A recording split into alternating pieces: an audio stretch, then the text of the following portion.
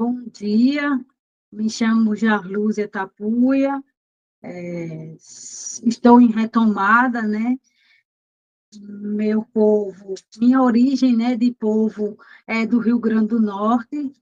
Atualmente estou em Recife, já faz 14 anos, 13 anos, né, na verdade, e iniciei o processo de retomada em 2016.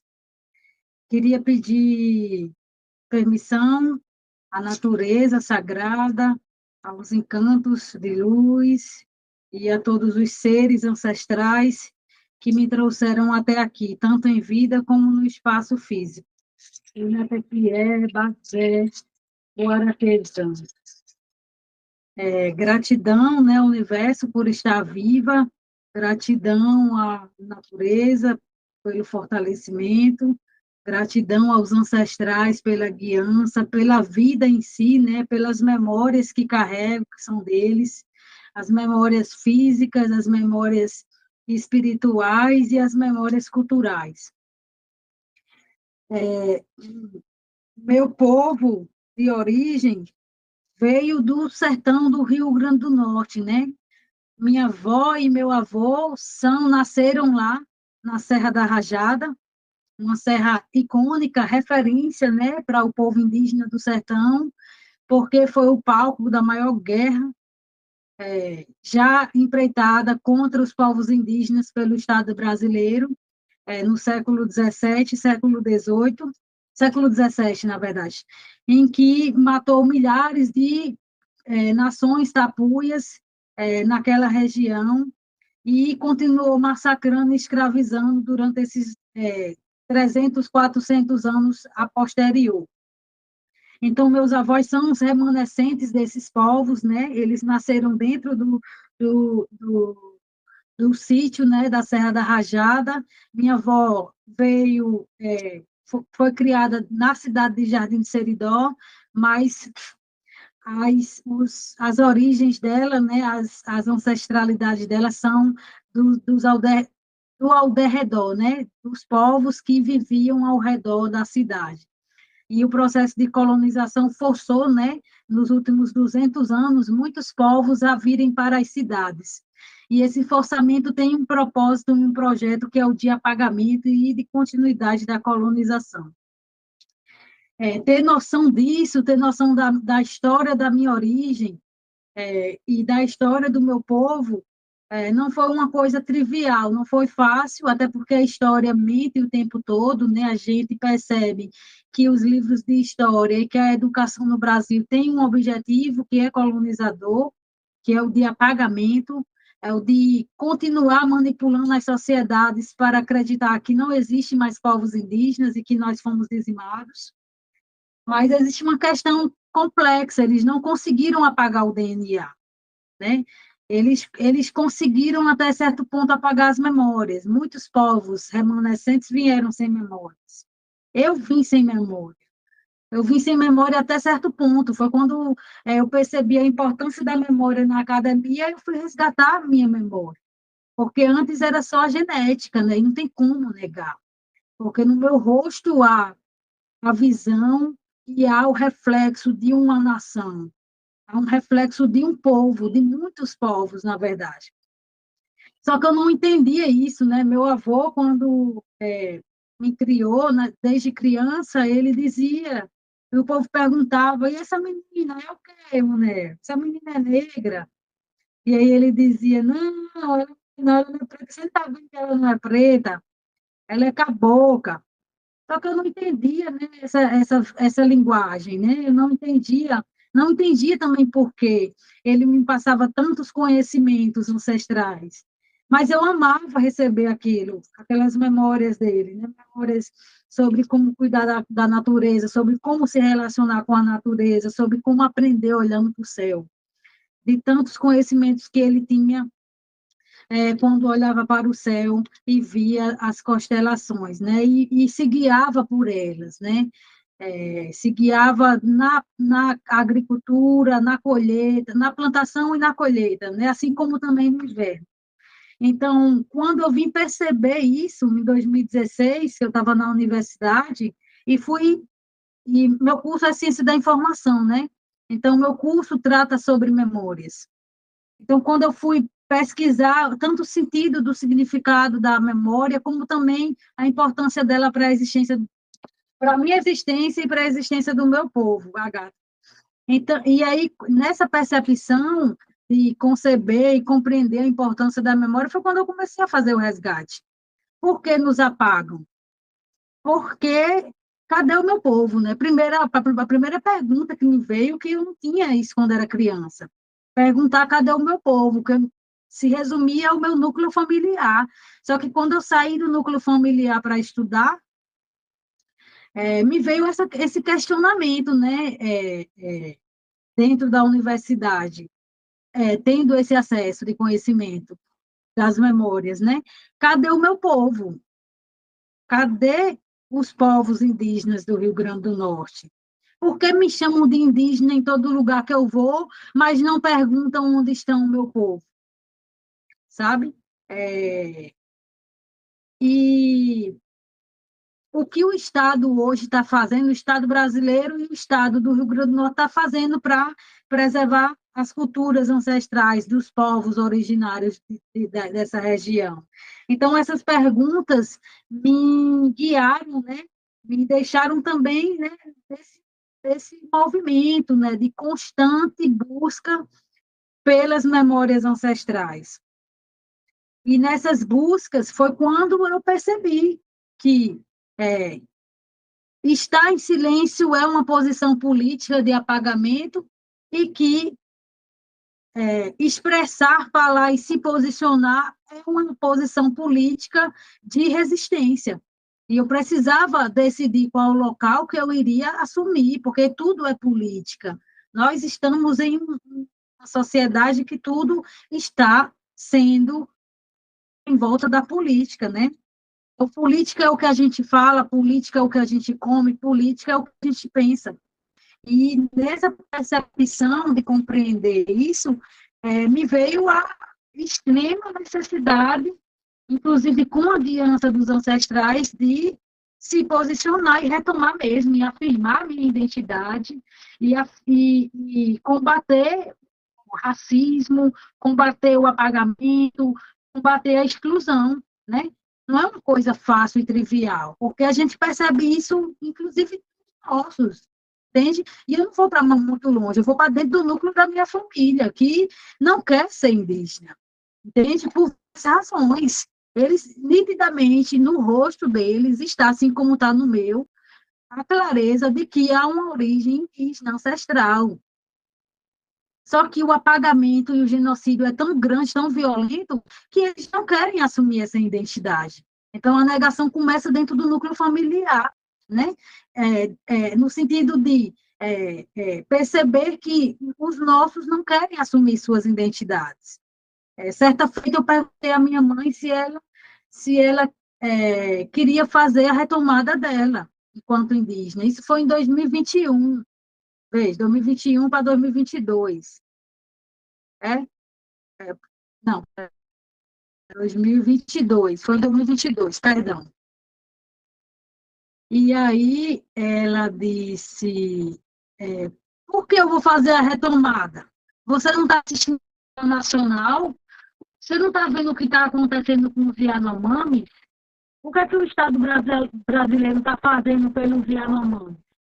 Nada, só está contribuindo para o genocídio. Então, por que que eu vou retomar se eu sei que eu vou ser alvo de apagamento e genocídio e etnocídio? Eu prefiro, ela, segundo ela, né, preferia ficar no apagamento, prefere ficar no apagamento, porque assim não corre o risco de entrar na lista dos que vão ser ceifados pela estrutura, pelo sistema, né, dos que estão sendo, né, ceifados por essa estrutura. Então, isso é muito, muito complexo, né? Porque vivenciar isso dentro do núcleo familiar, que para nós é a maior referência, né, de luta, é muito difícil. Mas isso também é, não atingiu minha perspectiva de continuar retomando. Por quê? Porque a retomada é contínua, assim como a colonização hoje continua sendo contínua e está em todos os espaços. A retomada também tem que estar em todos os espaços, na cultura, na arte, na política, na educação, em tudo.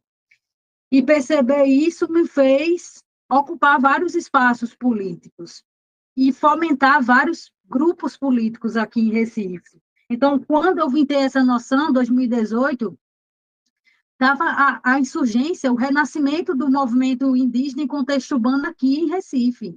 Foi quando eu conheci a INCUP, a associação, que não era a INCUP, na época era um grupo de pessoas, né, que continuam ainda fazendo retomada, e um deles é Zain, né, que é um artista é, daqui, da região.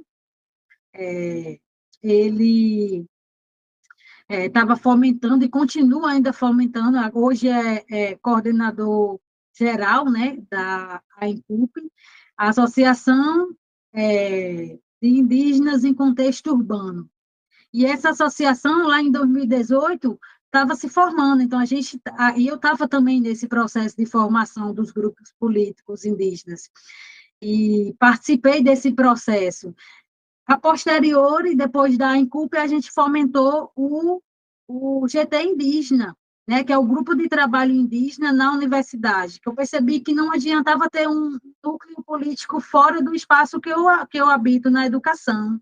Então, a gente tinha a ICUP, que estava fazendo debates dentro da Prefeitura de Recife para a construção de políticas públicas, principalmente focado na área de saúde, e a gente fomentou a criação do grupo de trabalho indígena da universidade, em 2021. E esse grupo está até hoje, inclusive, ativo, né, construindo as políticas públicas para a universidade, as políticas de ação afirmativa, o vestibular indígena e a construção da Universidade Indígena de Pernambuco, que foi assinado pela ministra Sônia Guajajara e pelo reitor Alfredo é, é, 2 dias atrás, né? No caso, foi dia 1 de julho. Não, foi dia 1 de julho, então faz 3 dias. E aprovamos também a política de ação afirmativa para os programas de pós-graduação da universidade. Então, fomos a primeira universidade do Nordeste a garantir que povos indígenas terão acesso à pós-graduação, inclusive sem precisar da assinatura do cascado, no caso, sem precisar do tutelamento, que é uma política de apagamento que nosso povo vive hoje, e que não consegue acessar os espaços, muitas vezes porque não consegue a assinatura dessas lideranças. Por exemplo, eu não tenho nenhuma assinatura, até hoje, eu estou há 7 anos no movimento indígena, já fomentei 4 grupos de política indígena aqui e não tenho nenhuma assinatura me reconhecendo, porque é muito complexo. São muitas nuances que envolvem nessa perspectiva, né? Eu não quero tratar aqui porque é complexo mesmo. Mas aí, retomando para a história do movimento aqui, que também me transpassa e que a gente também ajudou a construir, depois do GT Indígena, em 2022, a gente fomentou o movimento de mulheres em contexto urbano, que a gente percebeu que também é necessário que as mulheres percebam a necessidade de estarem juntas, em coletivo, organizadas politicamente, para exigir seus direitos. E pedir um basta, né, contra a violência que empreitada aqui com as mulheres indígenas em contexto urbano.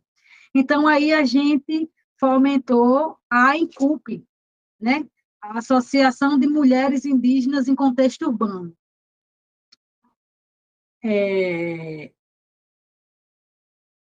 Voltando para fazer uma revisão do que foi falado, o movimento de indígenas em contexto urbano, Caraçu-Anaçu, que hoje fez a retomada lá em Igaraçu, em 2022, a INCUP, o GT Indígena, e agora, em 2023, o Grupo de Juventude Indígena em Contexto Urbano, o MOGIP, também foi um movimento que a gente fomentou, que a gente inicialmente lançou a proposta com a juventude das universidades, e que o movimento hoje está a todo vapor, lutando por políticas públicas dentro da prefeitura. Desta feita, agora não é só mais para a saúde, a gente está também alcançando a educação, está alcançando a cultura, e fazendo modificações, fazendo proposições legislativas dentro da Prefeitura de Recife.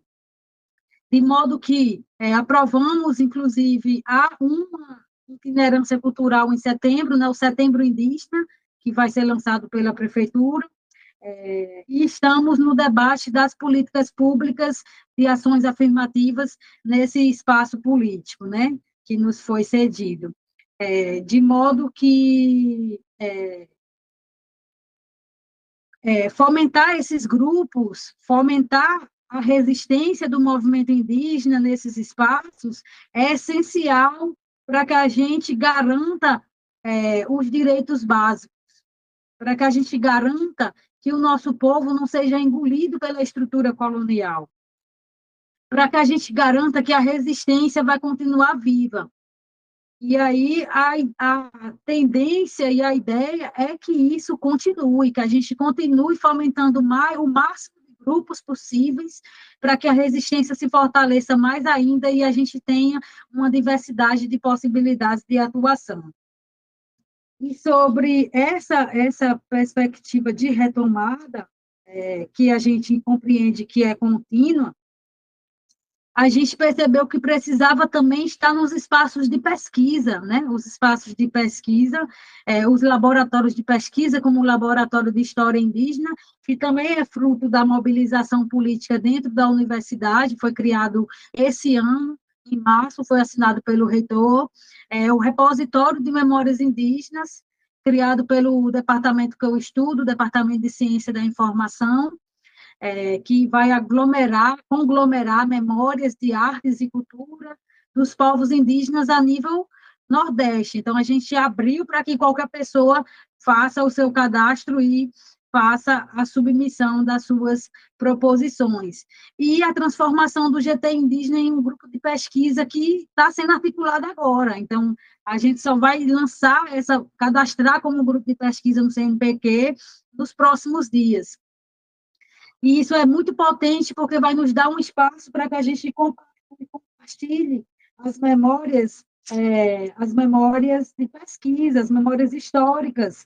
Por exemplo, o Departamento de Arqueologia aqui na universidade, ele estuda e registra as pinturas rupestres dos tapuias, da nação tapuia, que habitou o Geoparque Seridó, que tem mais de 100 sítios arqueológicos, né?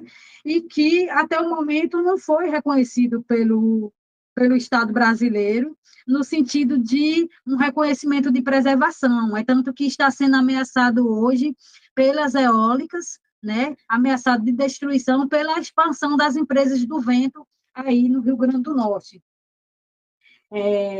Logo, essa intercalação vai também possibilitar que os dados científicos coletados desses sítios arqueológicos tenham um espaço de armazenamento e preservação e compartilhamento. Porque hoje, se você for pesquisar sobre parques eólicos, sítios arqueológicos no Rio Grande do Norte, você vai ver uma série de memórias dispersas, né? Dispersas. Não existe um banco de dados, um local específico onde tem todos os registros e que faça essa ligação com o povo indígena, porque é uma problemática, inclusive dentro das pesquisas científicas da arqueologia, de apagar a referência daquele parque, daquele sítio. Simplesmente mostra que foram povos ancestrais. Não repete, não tem esse interesse de pesquisar quais povos eram. Não existe esse interesse antropológico de descobrir a etnicidade do povo. Existe só o interesse de ir lá capturar o dado, registrar, dizer o tamanho, né, dar uma datação, né, para aquela pintura e voltar para a universidade. E nós aqui na UFPE E estamos com vários dados e arquivos dessas pesquisas científicas que precisam ser expostas para a sociedade, porque também é uma forma de rememorar, é uma forma de fomentar as retomadas e é uma forma de fortalecer a cultura, que é o que a colonização e o Estado brasileiro não quer, né? Por isso que não saiu até hoje. Entende? O Geoparque Seridó saiu, que é uma grande empresa privada colonizando os nossos parques, mas não saiu uma política de cultura que preserve aquelas pinturas e que faça com que as próprias populações locais se reconheçam nesses espaços. É tanto que na minha cidade, eu sou de Cruzeta, nasci em Cruzeta, minha mãe é de Cruzeta também, que é uma cidade a 117 quilômetros de Acari, que é uma cidade que faz parte do Geoparque Seridó. E eu não sabia desse geoparque. Então, muitas pessoas lá no sertão talvez saibam, mas como uma coisa turística, e não como um elemento de memória, não como um local sagrado, que eram locais sagrados, ritualísticos dos nossos povos ancestrais. Então, essa rememoração não existe ainda para a sociedade local, e muito menos para as demais sociedades. E retomada tem esse sentido, né, de a gente identificar esses espaços de narrativas e fazer essa conexão com a retomada, que de fato é uma retomada. Encontrar um sítio arqueológico dos meus ancestrais é também um elemento de fortalecimento da minha retomada. E é por isso que a gente está nesses espaços, nesses movimentos políticos, para fazer com que esses espaços sejam preservados, para fazer com que a gente debata políticas públicas de preservação desses locais e para fazer com que a população local tenha uma noção da sua ancestralidade, tenha a noção da importância dessas memórias. E tratando-se, em especial, do Geoparque Seridó e das pinturas rupestres, a gente tem que fazer uma grande mobilização, porque as empresas eólicas, os sítios arqueológicos, as empresas eólicas estão com um projeto de destruição desses espaços, para continuar colonizando o nosso Estado. Isso não deve acontecer, isso não pode acontecer, principalmente embaixo do nosso nariz, assim, praticamente. Então, a gente fomenta a retomada e fomenta os espaços políticos para coibir essas ações, para inibir, para parar esse projeto colonial dentro do nosso Estado. É imoral a gente aceitar que empresas de outro país cheguem nos nossos locais sagrados e destruam os nossos registros e vão embora. Na verdade, vão embora não, eles querem a terra. Eles querem destruir todo o registro que tenha sobre os povos ancestrais, querem expulsar esses povos com essas eólicas, com essas turbinas, querem matar todo tipo de vida, que é isso que essas eólicas promovem, e querem se apropriar do território. É mais um grande projeto colonizador, neocolonizador do século XXI no Rio Grande do Norte. Então, o movimento indígena do Rio Grande do Norte e do Brasil precisa ter essa noção e precisa se articular para lutar contra, porque o que as empresas estão fazendo ali é expulsar as populações locais, é expulsar para depois comprar a terra por preço de banana e fazer do Rio Grande do Norte uma grande fazendinha. E, na verdade, desde o início da colonização no século XVII, e que a Guerra dos Bárbaros foi isso, matar as populações locais para transformar numa grande fazendinha de gado, para a estrutura colonial e para o capitalismo. Então, a minha retomada é sobre isso, é sobre preservar as memórias que existem dentro do meu corpo, na minha do que foi ensinado, né, do que eu aprendi dos meus ancestrais, para preservar as memórias dos ancestrais que estão em espaços como o Geoparque Seridó, como os sítios arqueológicos desse geoparque, e para preservar a memória das sociedades atuais. Preservar no sentido de as pessoas que estão em processo de retomada, que suas memórias sejam preservadas. Então, esse projeto, inclusive, que você está coordenando, Meg, é fundamental importância para que as pessoas do presente, de agora, que estão fazendo esses resgates de memórias, tenham acesso a essas memórias, para que outras pessoas também tenham acesso a essas memórias e percebam a necessidade de lutar junto e de retomar também, de retomar sua identidade, de retomar sua cultura, de retomar o seu povo, a unidade do seu povo. E a retomada da cultura ela é essencial, porque a cultura do sistema capitalista, a cultura dessa estrutura social que está sendo fomentada agora, no século XXI, em 2024, é de autodestruição. A cultura que está sendo projetada é de autodestruição da própria vida, quando ensina e promulga uma alimentação baseada no veneno, baseada no consumo exacerbado de muitos produtos químicos produzidos pela indústria alimentícia, a cultura da destruição das matas, essa cultura colonial de destruir tudo que é vida, ela tem que ser combatida.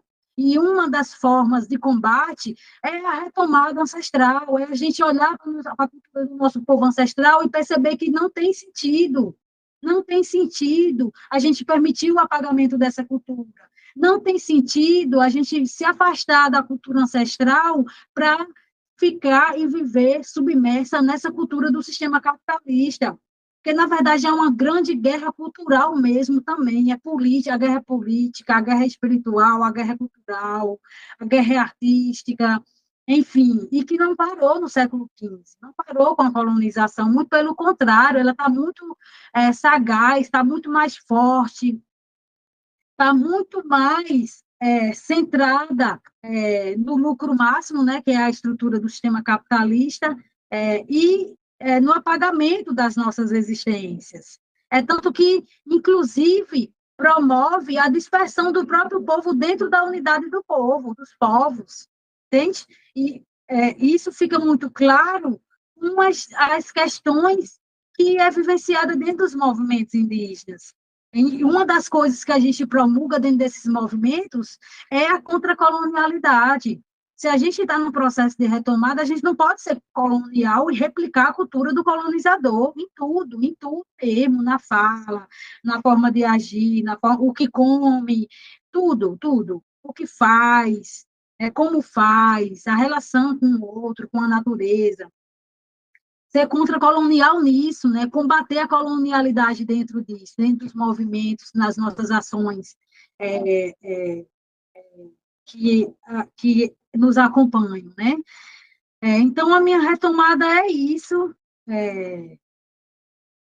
não paramos, né? Na verdade, é contínuo, é constante, é diário, é todos os dias, é pela natureza, é por nós, é pelo nosso povo, é pelo futuro das próximas gerações, é pelo planeta.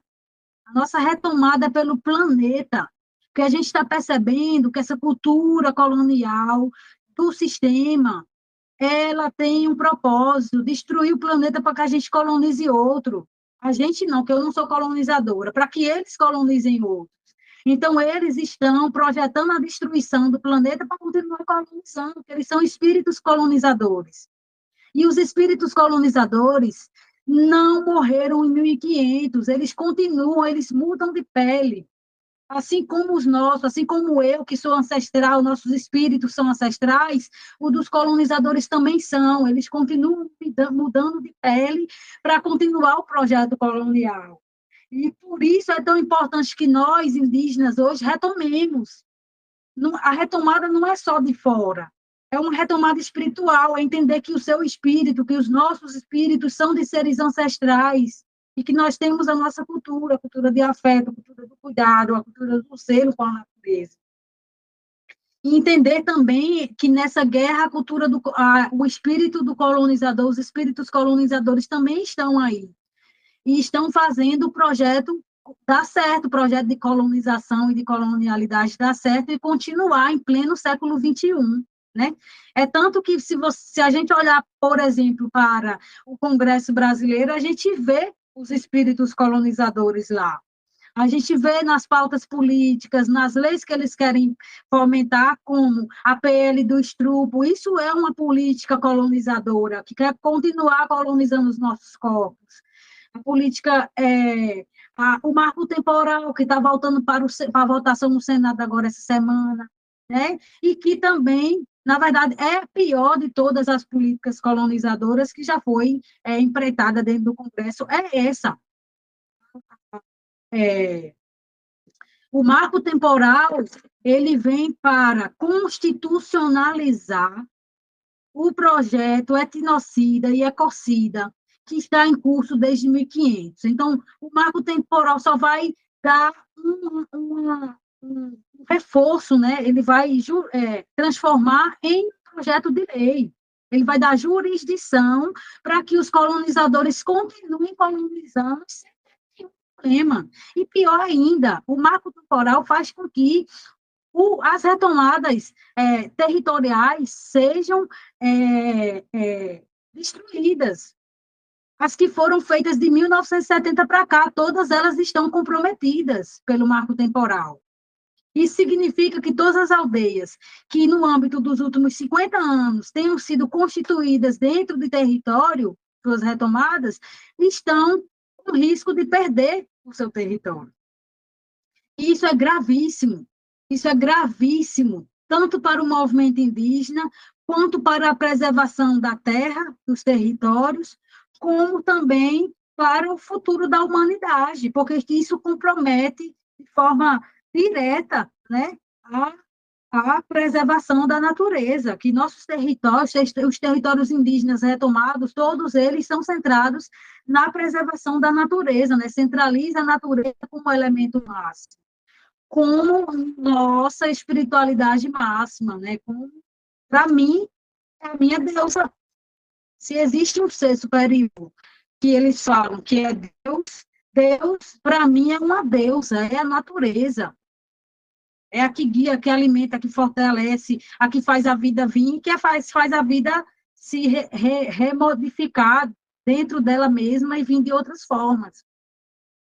É, e retomar tem esse sentido também, né? Entender que nós somos seres políticos e que estamos à mercê dessas estruturas políticas coloniais do presente século, né? Do presente momento, no caso 2024, o que a gente está vivenciando hoje, né?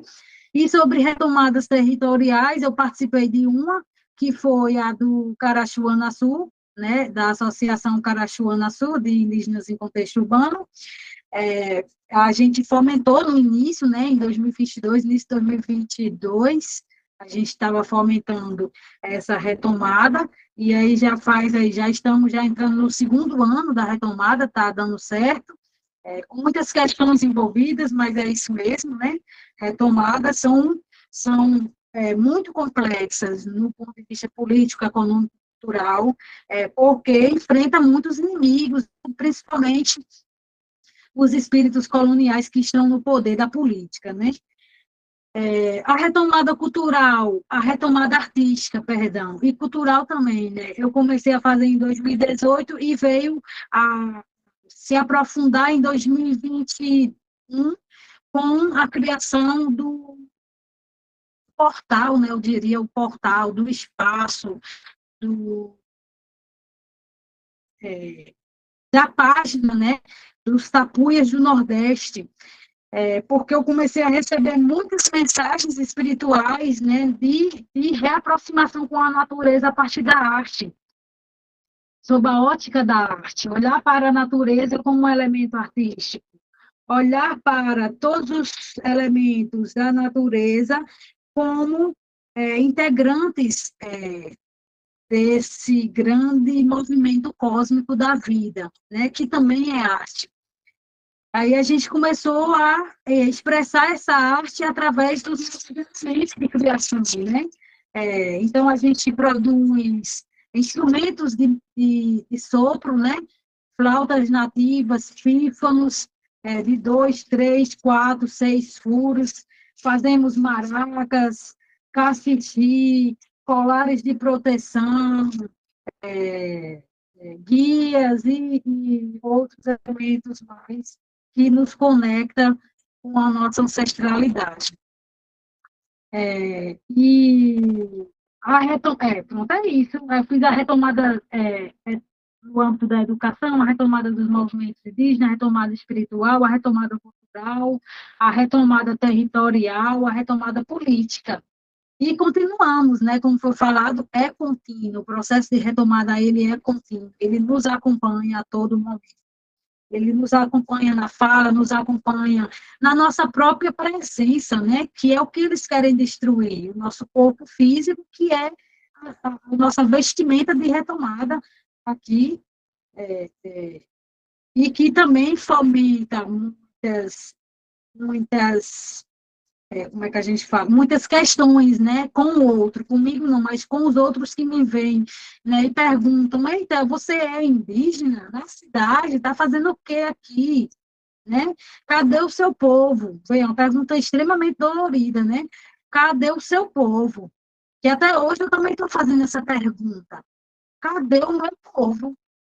Né? E a gente tem que fazer essa pergunta para o Estado brasileiro. Na verdade, a gente tem que exigir que o Estado brasileiro abra a Comissão da Verdade Indígena do Rio Grande do Norte. A gente quer saber por que o Estado brasileiro decretou uma guerra de etnocídio contra o nosso povo e que até hoje está sendo silenciada. A gente quer saber por que é que o povo indígena do Rio Grande do Norte continua sendo apagado. A gente quer saber por que é que o silenciamento é a regra. Porque estão destruindo as nossas malocas espirituais nos sítios arqueológicos de forma silenciada. A gente quer saber isso. Retomada também é isso, é fazer perguntas para questões que estão nos atingindo nesse exato momento. Então, uma das formas de eu responder cadê o meu povo é dizendo o Estado brasileiro matou uma grande parte. O Estado brasileiro assassinou uma grande parte do meu povo no Rio Grande do Norte, continua assassinando com apagamento nas políticas públicas. Cadê as políticas de ação afirmativa para o acesso à educação, à saúde e aos espaços culturais? Cadê a política de cultura e memória? Está entendendo? Cadê as políticas de saúde? Por que a gente não tem política pública no Rio Grande do Norte? O que é que está faltando? Por que a gente não tem em Pernambuco?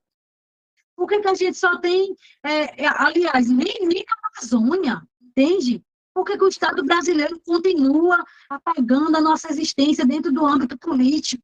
A gente não tem uma política de ação afirmativa a nível nacional, a gente não tem uma política de cultura e memória, a gente não tem uma política de saúde, a gente não tem uma política de esporte, a gente não tem nada de política. Esses espaços políticos são essenciais serem retomados para que a gente garanta os direitos que vêm sendo negados há 500 anos. Há 500 anos, o Estado brasileiro veio ser criado pelos colonizadores aqui em Abya-Yala, e há 500 anos nos exclui e nos mata dentro das políticas públicas. E mata também o nosso povo quando dispersa, quando pega as terras e doa para o Estado e deixa o povo a mercê nas grandes cidades, nas pequenas cidades, abandonados, passando fome, sem conseguir um emprego porque não teve acesso à educação, e mesmo quando tem acesso à educação, passa pelo racismo do Estado e pelo racismo das empresas privadas, que olha para a gente e nos animaliza, nos coloca numa condição de excluídos, seja no âmbito público, seja no âmbito privado. Então, a gente tem que combater isso também. São muitas lutas, só a hora mesmo. E os ancestrais guiem os nossos caminhados. E a natureza sagrada fortaleça a nossa existência. E tudo que é sagrado e vem da natureza continue iluminando todos os passos que a gente der, continue fortalecendo todas as nossas existências, seja na cidade, seja nas aldeias. E como diz o cacique Chucuru, Chicão Chucuru, diga ao povo que avance, diga ao povo que não desista, retomem suas culturas, suas memórias. Vibrão, hein?